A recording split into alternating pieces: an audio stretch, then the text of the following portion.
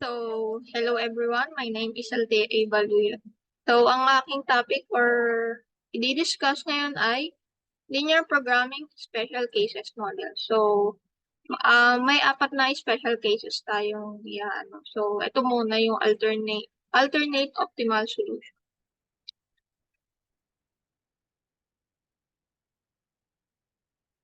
So, yung ating problem is Glenn is the plant manager of Ferrari Company and he wants to determine the product mix that will result in maximum profit.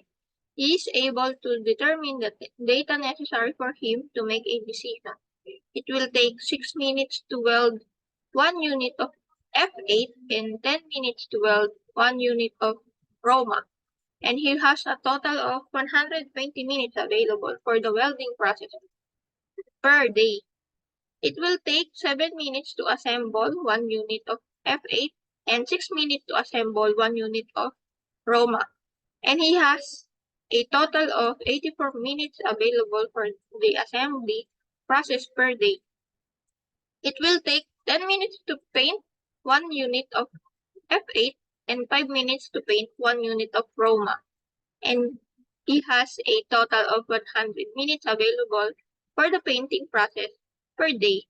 They will earn $700 for every unit of F8 and produce and $600 for every unit of Roma produced. How many units of F8 and Roma should be produced per day to maximize profit? How much is the total profit? So, may tatlong process tayo dito which is yung welding, yung assembly, tapos yung painting. So, ayun yung gagawin natin table. Ito yung table. So, yung table natin ito. Ito yung sinasabi ko kanina, yung welding, assembly, painting. Tapos yung F8 natin is X sub 1, tapos yung Roma is X sub 2. Yung welding ng F8, assembly, and painting is 6, 7, 10. Sa Roma naman yung welding and assembly and painting, 10, 6, 5. So yung profit per case raw or product na i-produce dito is 700, tapos 600 naman. Yung sign na gagamitin natin is less than or equal since ito ay maximization. So, less than or equal. Wala naman siyang sinabing at least raw. So, yung minutes per day raw, hindi raw dapat lumampas ng 120 yung mga gagawin, lalo na sa welding, sa 84 naman sa assembly, at 100 naman sa painting. So, ang ating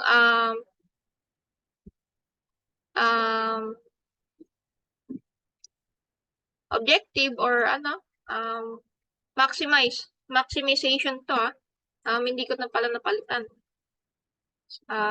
Maximization profit ay 700 x sub 1 plus 600 x sub 2. Sa welding constraint, 6 x sub 1 plus 10 x sub 2 less than 120.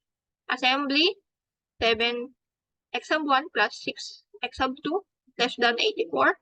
Painting, 10 x sub 1 plus 5 x sub 2 less than 100. So, ito yung F8 and Roma na greater than sa 0. Yan, step 2. Katulad ng lagi natin ginagawa sa maximization and minimization, lagi naman lumalabas talaga itong let x sub 1 kapag alam nyo na yung maximization and minimization. So, yung x sub 1 natin, gawin raw natin 0. So, yung sa x sub 1 natin dito is 0 na. 10 x sub 2 equals 120. Divide natin siya sa 10, both side. So, 120 divided by 10 is 12. So, ang ating coordinate sa x sub 2 is 0, 12. So, sa x sub 2 naman is going 0. Ito, 0 na rin to kasi ginawa natin 0. Divide both sides sa 6. 120 divided by 6 is 20. Ang ating x sub 1 is 20. 20, 0. Sa assembly naman, 7x sub 1 plus 6x sub 2 less than or equal 84. So, ganun lang rin. Let x sub 1 is equal to 0. 7 times 0, 0. Divide both sides to 6. 84 divided by 6 is 14. Ang ating x sub 2 is 0, 14. X sub 2 equals 0. Let natin raw. 0 na to. Divide both sides sa 7. Matitira na lang 7 x sub 1. 84 divided by 7 is 12. Kaya ang ating coordinate sa x sub 1 is 12, 0.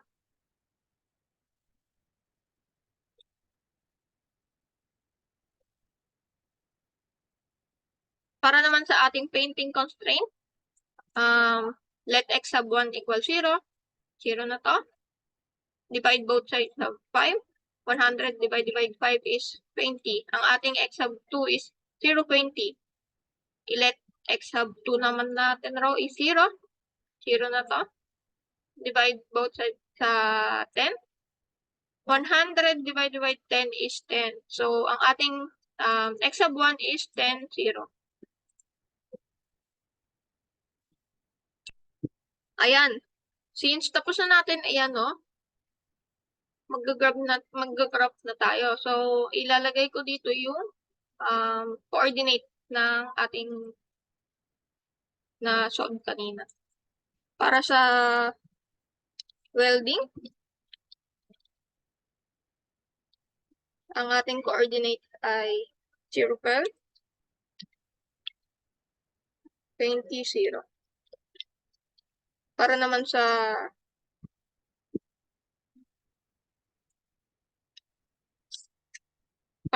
assembly, ang ating coordinate ay 0, 14 at 12, 0. Para naman sa painting ay coordinates natin ay 0, 20,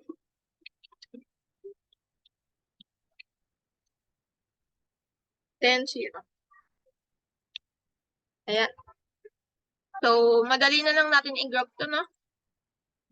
So, ito, ang ating x sub 2. Ito naman ang ating x sub 1. So, mag-drawing tayo ng graph dito. Since madami siya, click ko na lang siya.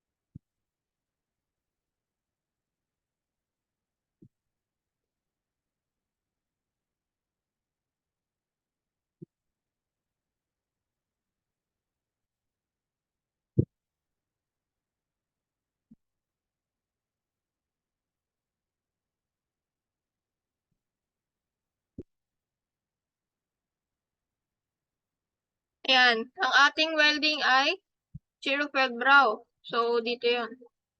0, 12, dito, ito. X sub 2 to. Dito. Tapos dito naman ay x sub 1. Ang ating x sub 1 naman raw ay 20.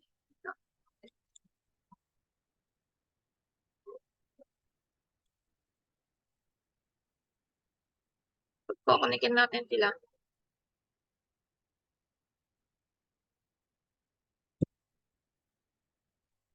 Ayan, welding. So, ang ating assembly naman ay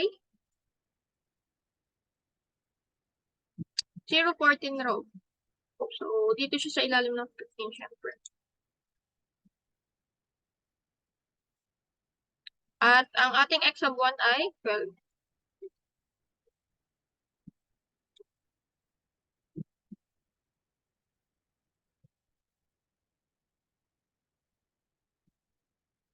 Ayan, assembly. So, ang ating painting naman ay 0.0 dito banda. At ang ating x sub 1 ay 10. Ito pala. Ito pala yung 10. 6 pala yun. Ayan.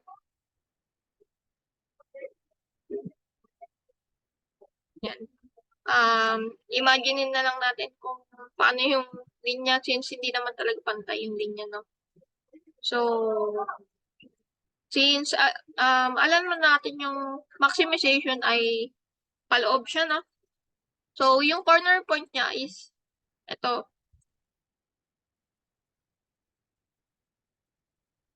Ang ating corner point ay nandito siya. Since maximization ay paloob siya, no? Ito, dito sa part na yan.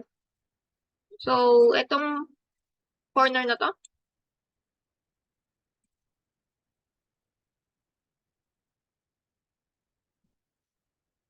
ito, ito, at ito. Ayan. So, ito yung apat na ating corner, no? Na nakita dito sa graph na yan.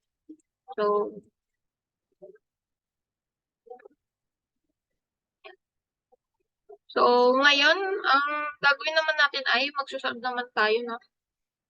Magsusolve tayo. Isolve natin ngayon yung mga maximization profit ng bawat corner na yan. So, unahin natin yung 0, syempre. Wait lang. Gawin natin, lagyan natin siya pala ng corner, no? Corner name. So, dito yung corner A.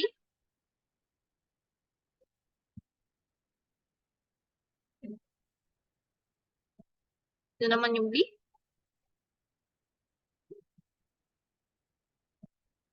Ito naman yung C. At ito yung D. Ayan.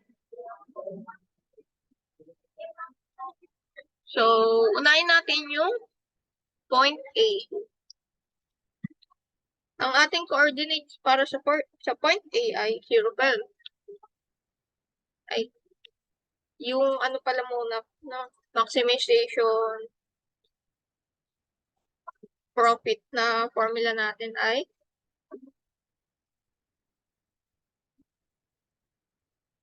yung 7x sub 1 plus 6x sub 2. Ayan. Para sa point A ay, ang ating coordinate is 0, 12. Isa-substitute lang natin yung x sub 1 pati yung x sub 2. Kaya 7 times 0 plus 6 times 12.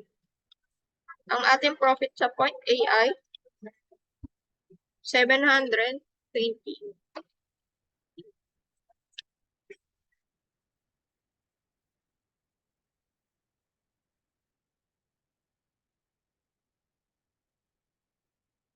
Ang ating ano pala na 60.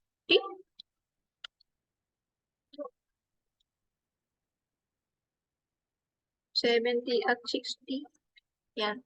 720. Ito ang ating point A.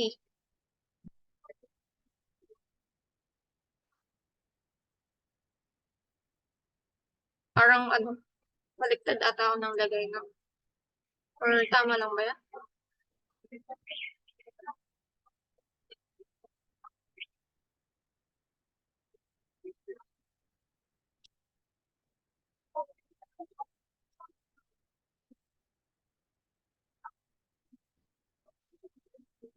Baliktad ata.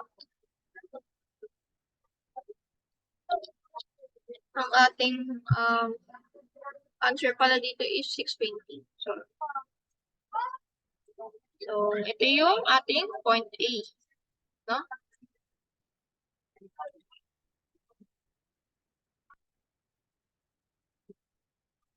So, ang next naman natin isosolve na point is point B.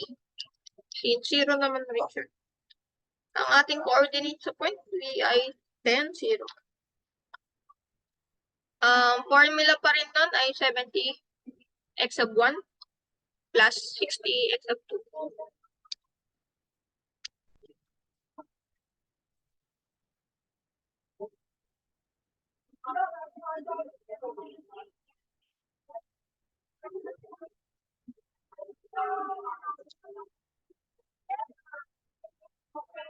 Ang ating total profit dito ay 700.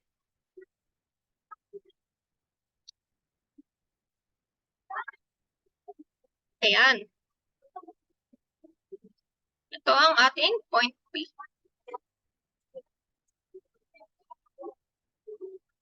Ang next naman nating isosolve ay yung point C. Ito. Nag-intersect siya saan? Nag-intersect siya sa assembly at sa painting. So, lagay ulit tayo dito. Since nag-intersect siya, dalawa yung formula na gagamitin natin.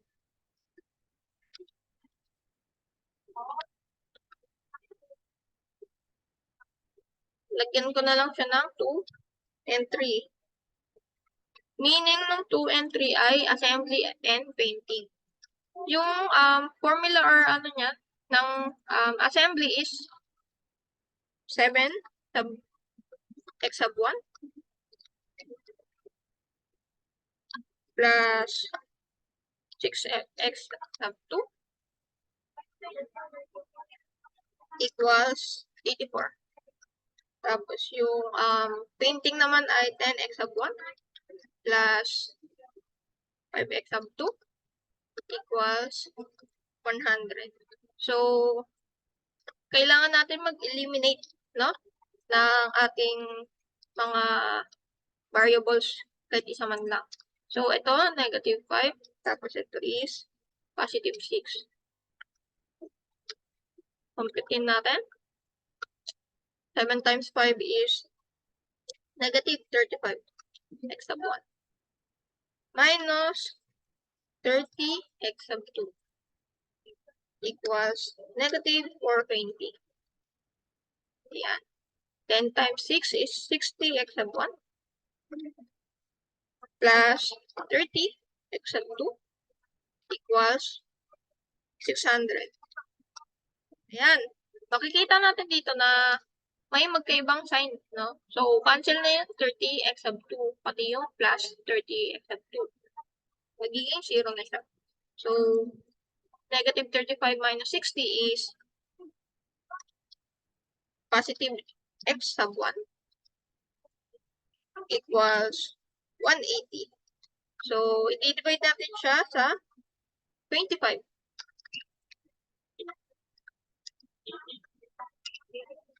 Para matanggal yung 25 at matira na lang yung x sub 1. So, yung ating x sub 1 dito ay 36 over 5 or 7.2. Ayan. Ito yung ating x sub 1 para sa point C. Sa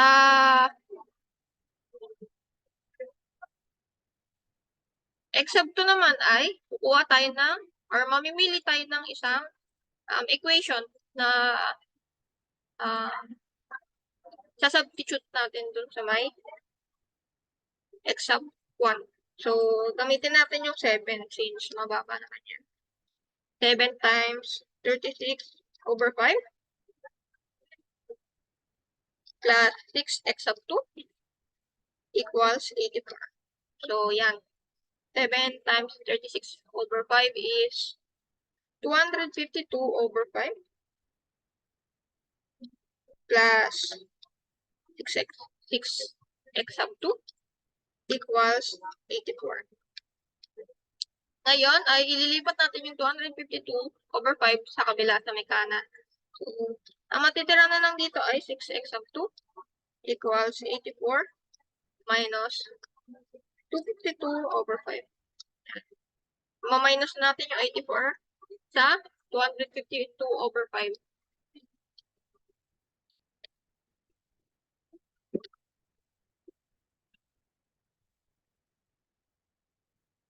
Ang sagot ay 168/5.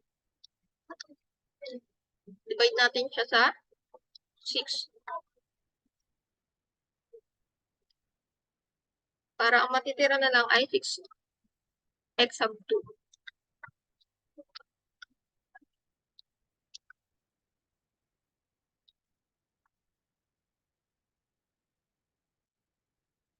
Ang sagot ay 28/5 or 5.6. Ayan.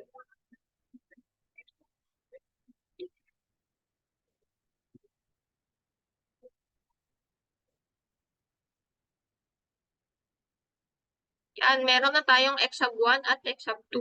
So, pwede na natin computein yung profit para sa point C.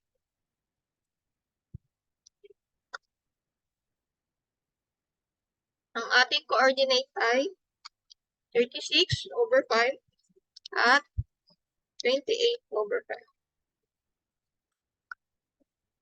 Ito yung formula na gagamitin natin. 70x sub 1 plus 60x sub 2.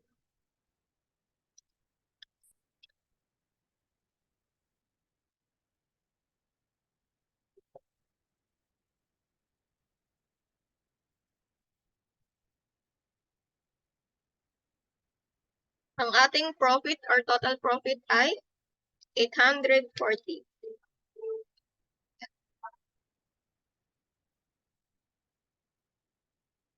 So, nakuha na natin yung point C. Ang next naman natin isosolve ay yung point D.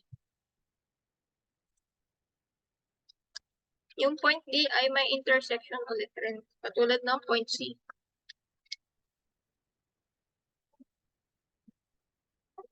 Nag-intersect sila sa intersection 1 and 2, which is yung welding and assembly. So, kukunin natin yung equation dun sa dalawang yun. Para sa welding ay 6x sub 1 plus 10x sub 2 equals 120. Sa painting naman ay 7x sub 1 minus 6x sub 2 equals 84. Na-times natin sila sa ito, sa negative 6. Ito naman sa positive 10. Compute natin. Negative 32, 36x sub 1. Negative 30x sub 2 equals negative 720. Ayan. 10 times 7 is 70x sub 1 plus 60x sub 60 pala ka. 60x sub 2 equals 840. Yan.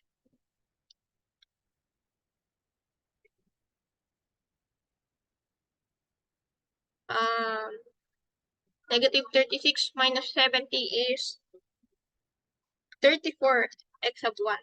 Means positive yung mataas. Cancel na yung 60 equals 120. Divide both sides sa 34. Para matitira na lang yung x sub 1. X sub 1 equals 60/17 or 3.53. Ayan. Ito ang ating x sub 1 para sa point D. Kumpitin naman natin ngayon yung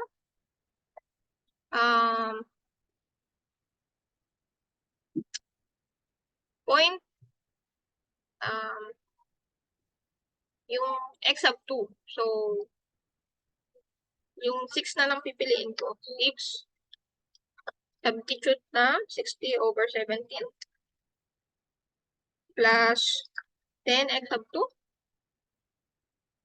equals 120. 6 times 60/17 is 360/17 plus 10x sub 2 equals 120. So, yung 360/17 ay ita-transfer natin siya sa may kanan.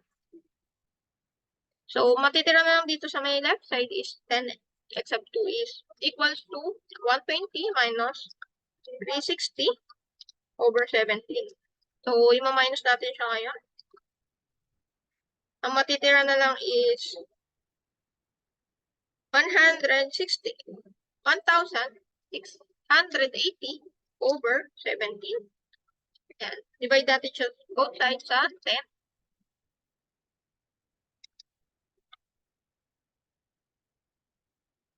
Yan. X sub 2 na lang natira. So, ang answer dito is 168/17 or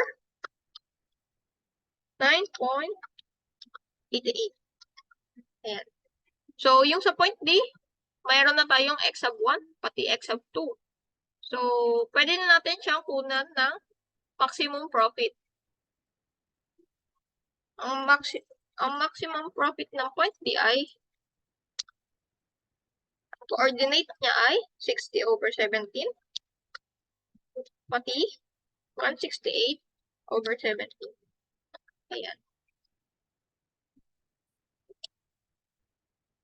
So, 7 times 60/17 plus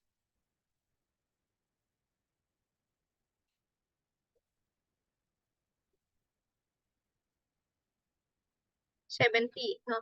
70. 60 times 168/17.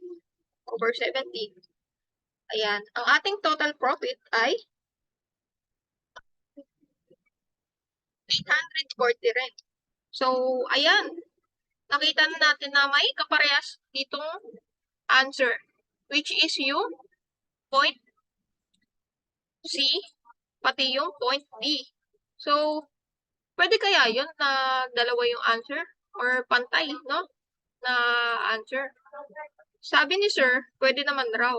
Since ito ay special cases. Siya ay isang alternative optimal solution. So, ayun. Pwede siyang maging dalawang answer, no? So, ang ating final answer ay yung point B at yung point C. Here. So, ayun lang. Thank you sa pakikinig.